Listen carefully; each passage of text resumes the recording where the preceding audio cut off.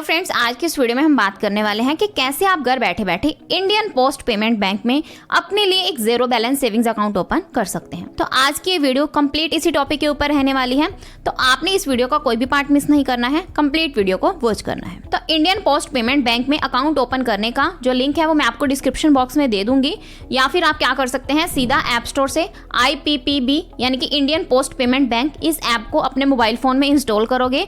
तो इंस्टॉल करने के बाद कुछ इस टाइप का इंटरफेस आपको शो होगा। तो यहाँ हमने न्यू टू IPPB के ऑप्शन पर क्लिक करना है। देन हमने नीचे open your savings account instantly, तो हमने इस ऑप्शन पर क्लिक करना है। अब हमसे यहाँ पर कुछ परमिशंस मांगी जाएंगी, तो हमने सारी परमिशंस को अलाउ करना है। तो अब नेक्स्ट पेज पर हमने मोबाइल नंबर को वेरीफाई करना है। तो अब हमने यहाँ पर अपनी सिम सिलेक्ट करनी है कि आप कौन सा मोबाइल नंबर बैंक के साथ लिंक करना चाहते हैं। आपने यहाँ पर अपना अकाउंट सिलेक्ट करना है। तो इसके लिए हमने यहाँ पर चेकबॉक्स को सिलेक्ट करना है और स्टार्ट SMS वेरिफिकेशन के ऑप्शन पर क्लिक करना है।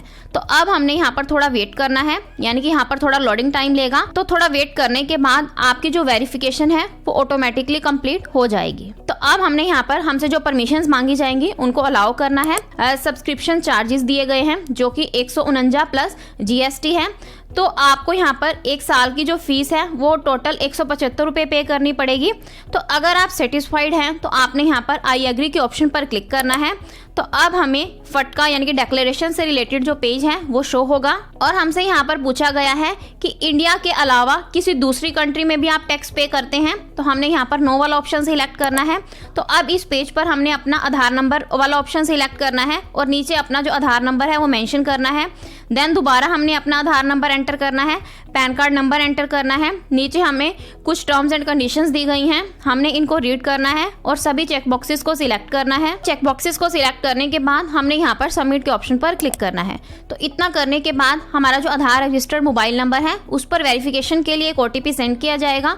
हमने वो सेम OTP एंटर करना है। तो कुछ इस टाइप का इंटरफेस हमें शो होगा। तो अब हमारे पास यहाँ पर अकाउंट ओपनिंग से रिलेटेड जो फॉर्म है वो कंप्लीट फॉर्म हमें यहाँ पर शो होगा, जिसमें हमें 5 स्टेप्स दिए गए हैं। फर्स्ट है हमारे पास पर्सनल इंफॉर्मेशन, सेकेंड है हमारे पास PAN and communication address, third है हमारे पास नॉमिनी डिटेल्स, फोर्थ है हमारे पास एडिशनल इंफॉर्मेशन, और लास्ट है हमारे पास अकाउंट इंफॉर्मेशन। तो हमने यहाँ पर 1 बाय 1 सभी स्टेप्स को कंप्लीट करना है। तो सबसे पहले हमारे पास आता है पर्सनल इंफॉर्मेशन। तो अब हमने यहाँ पर पर्सनल इंफॉर्मेशन से रिलेटेड डिटेल्स एंटर करनी है। तो यहाँ हमारी जो बेसिक डिटेल्स है जैसा कि हमारी फोटो, नेम, तो ये सारी डिटेल्स हमारे आधार कार्ड से फैच कर ली गई है। नीचे हमने अपनी मदर का मेडन नेम एंटर करना है। मेडन नेम मीन्स आपकी अगर मदर का मैरिज से पहले कोई नेम है तो वो नेम आपने यहाँ पर एंटर करना है। देन आपने हस्बैंड का नेम एंटर करना है, मदर नेम एंटर करना है, फादर नेम एंटर करना है, नेम एज पर KYC यानी कि जो आपके पैन कार्ड के ऊपर आपका नेम है मेंशन है वो नेम आपने यहाँ मेंशन करना है, यानी कि जिस नेम के थ्रू आप अपनी जो KYC है वो कंप्लीट करना चाहते हैं, जो नेम आपका आपके पैन कार्ड के ऊपर मेंशन है वो नेम आपने यहाँ पर एंटर करना है। अपनी ईमेल ID एंटर करनी है। तो ये सारी डिटेल्स एंटर करने के बाद सेव के ऑप्शन पर क्लिक करना है। तो अब हमारी जो ईमेल ID है उस पर वेरिफिकेशन के लिए OTP सेंड किया जाएगा। हमने वो OTP एंटर करना है और सबमिट करना है। तो इतना करने के बाद आप यहाँ देख सकते हैं हमारा जो फर्स्ट स्टेप है वो कंप्लीट हो जाता है। अब सेकंड स्टेप है pan and communication address.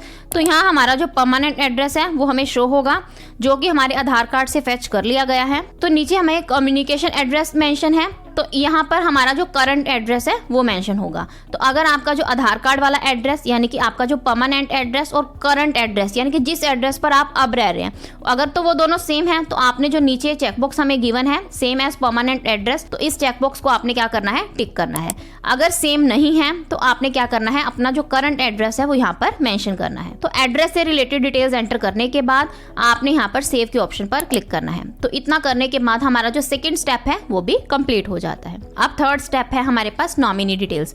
Nominee क्या होता है कि अगर आप किसी भी बैंक में अकाउंट ओपन करते हैं तो बैंक आपको नॉमिनी ऐड करने को बोलता है। तो नॉमिनी में आप अपने किसी भी फ्रेंड, फैमिली मेंबर, किसी को भी ऐड कर सकते हैं। यानी कि इन केस कोई मिस हैपनिंग हो जाती है, कुछ भी हो जाता है, तो बैंक क्या करता है, आपसे कोई क्वेश्चन नहीं पूछेगा, सीधा का सीधा वो क्या करेगा, जो अकाउंट होल्डर के अकाउंट में जितना भी पैसा है वो क्या करेगा, उसके नॉमिनी को ट्रांसफर कर देता है। तो अब हमारा जो थर्ड स्टेप है वो है नॉमिनी डिटेल्स। तो हमने यहाँ पर इसी ऑप्शन पर क्लिक करना है। तो अब हमसे यहाँ पर पूछा गया है do you want to enter nominee details. हमने यहाँ पर क्या करना है, यस वाला ऑप्शन पर क्लिक करना है। देन हमने यहाँ पर नॉमिनी का नेम एंटर करना है, डेट ऑफ बर्थ एंटर करनी है, उसका आपके साथ क्या रिलेशन है वो आपने एंटर करना है, एड्रेस एंटर करना है और सेव के ऑप्शन पर क्लिक करना है। तो हमारा जो थर्ड स्टेप है वो भी यहाँ पर कंप्लीट हो जाता है। अब फोर्थ स्टेप है एडिशनल इन्फॉर्मेशन। तो हमने इस ऑप्शन पर क्लिक करना है।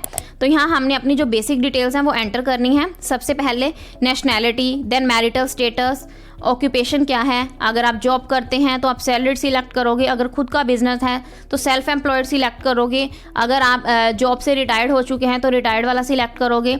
यानी कि अपने अकॉर्डिंग अपना जो ऑक्यूपेशन है वो यहाँ से आप सिलेक्ट करोगे। अपनी ग्रॉस एनुअल इनकम आपने सिलेक्ट करनी है, यानी कि आप एक साल में कितना कमाते हैं तो वो आप अपने अकॉर्डिंग एंटर करोगे। अपना एजुकेशनल लेवल सिलेक्ट करोगे कि आपकी जो क्वालिफिकेशन है वो कितनी है, यानी कि आप 10th पास हो, +2 पास हो, ग्रेजुएशन हो, पोस्ट ग्रेजुएशन हो, तो ये आप अपने अकॉर्डिंग सिलेक्ट करोगे। देन आपसे यहाँ पर पूछा गया है are you a publicly exposed person. इसका मतलब क्या है कि क्या आप किसी पॉलिटिकल पार्टी में इन्वॉल्व हैं। तो यहाँ पर भी हमने क्या करना है, नो सिलेक्ट करना है। तो नो सिलेक्ट करने के बाद हमने सेव के ऑप्शन पर क्लिक करना है। अब यहाँ पर जो हमारा फोर्थ स्टेप है वो भी कंप्लीट हो जाता है। अब फिफ्थ और जो लास्ट स्टेप है वो है अकाउंट इन्फॉर्मेशन। तो हमने इस ऑप्शन पर क्लिक करना है। तो यहाँ हमसे डीबीटी मैपिंग के बारे में पूछा गया है। तो डीबीटी क्या होता है, अगर आप किसी भी गवर्नमेंट स्कीम के अंडर कोई बेनिफिट ले रहे हैं, यानी कि सरकार की तरफ से आपको किसी भी योजना के तहत कोई बेनिफिट दिया जा रहा है और वो बेनिफिट अगर आप इसी अकाउंट में, यानी कि जो आप अकाउंट ओपन कर रहे हैं उसी में रिसीव करना चाहते हैं, तो आपने यहाँ पर क्या करना है, agree to receive DBT in IPPB account, इस ऑप्शन को सिलेक्ट करना है। अगर इसी अकाउंट में रिसीव नहीं करना चाहते तो आपने यहाँ पर क्या करना है, नो वाला ऑप्शन सिलेक्ट करना है। I don't want to receive DBT as, तो इस ऑप्शन पर क्लिक करना है और सेव के ऑप्शन पर क्लिक करना है। तो इतना करने के बाद आप यहाँ देख सकते हैं हमारे जो सारे स्टेप्स हैं, यानी कि 5 के 5 जो स्टेप्स हैं वो सारे कंप्लीट हो गए हैं। तो अब हमने यहाँ पर कंटिन्यू के ऑप्शन पर क्लिक करना है। अब हमारे पास कंफर्मेशन से रिलेटेड जो पेज है वो ओपन हो जाएगा। तो यहाँ हमने अपनी जो डिटेल्स हैं उनको कंफर्म करना है। जो डिटेल्स हमने यहाँ पर एंटर की हैं, अगर आपको लगता है कि उसमें किसी भी टाइप की कोई मिस्टेक है तो उसको आपने एडिट करना है। तो नीचे हमने यहाँ पर दोनों चेक बॉक्सेस को सिलेक्ट करना है और कंफर्म के ऑप्शन पर क्लिक करना है। तो अब हमने यहाँ पर एक एमपिन सेट करना है। एमपिन सेट करना इसलिए जरूरी होता है कि अगर जैसे ही आपका अकाउंट ओपन हो जाता है तो आप इस ऐप को में जैसे ही लॉगिन करते हैं तो आप एमपिन डालकर ही लॉगिन कर पाओगे। तो आपने यहाँ पर क्या करना है, एक पिन सेट करना है 4 डिजिट का। तो 4 डिजिट में आप अपने कोई भी नंबर्स को कंसिडर कर सकते हैं। देन आपने पिन को री एंटर करना है, यानी कि पिन को दोबारा से सेम पिन को एंटर करना है। तो पिन सेट करने के बाद हमने यहाँ पर सेट एमपिन के ऑप्शन पर क्लिक करना है। तो इतना करने के बाद हमारे पास यहाँ पर ऐड सिक्योरिटी क्वेश्चंस का ऑप्शन आएगा। तो हमने यहाँ पर अपने अकॉर्डिंग सभी क्वेश्चंस के आंसर करने हैं और सबमिट करना है। तो अब हमारे आधार रजिस्टर्ड मोबाइल नंबर पर वेरिफिकेशन के लिए एक OTP सेंड किया जाएगा। हमने वो सेम OTP एंटर करना है और सबमिट के ऑप्शन पर क्लिक करना है। तो इतना करने के बाद आप यहाँ देख सकते हैं, यहाँ लिखा हुआ है अकाउंट ओपन सक्सेसफुली, यानी कि हमारा जो अकाउंट है वो सक्सेसफुली ओपन हो जाता है। हमें यहाँ पर customer name, customer ID, account number, ये सारी डिटेल्स हमें यहाँ पर शो होंगी।